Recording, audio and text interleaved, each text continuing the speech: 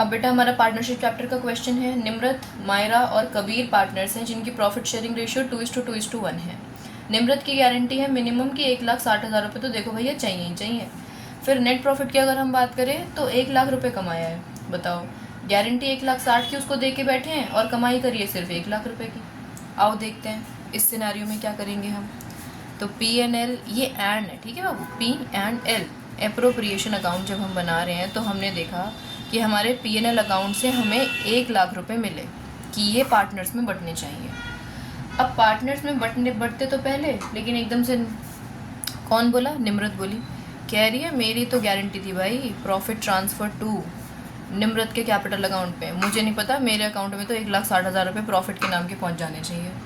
अब आपने उसके 1,60,000 रुपये पहुँचाए, तो अब 1,60,000 रुपये अगर यहाँ पहुँचे तो अब आप देख रहे हो 60,000 का यहाँ पर बैलेंसिंग फिगर बच रही है और क्रेडिट साइड में बच रही है, यानी ये क्या हो जाएगा, सिंपली लॉस। तो आप यहाँ पर बाय लॉस ट्रांसफ़र टू के नाम से लिख देंगे कौन कौन बचे पार्टनर्स हैं, मायरा और कबीर, इनके हिस्से में आप इस लॉस को डिवाइड कर दीजिएगा।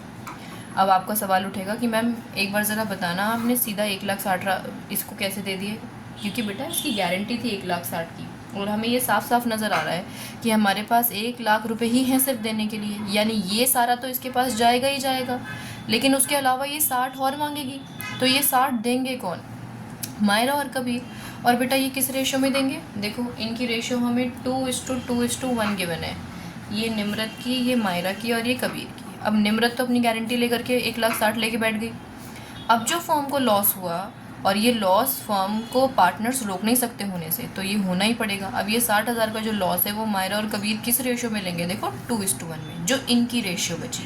तो अब 60,000 अगर आप डिवाइड करोगे तो ये 40,000 इसके हिस्से में आएंगे और 20,000 इसके हिस्से में आएंगे लॉस के नाम के, जो इन्हें भरपाई करनी पड़ेगी। ठीक है बेटा।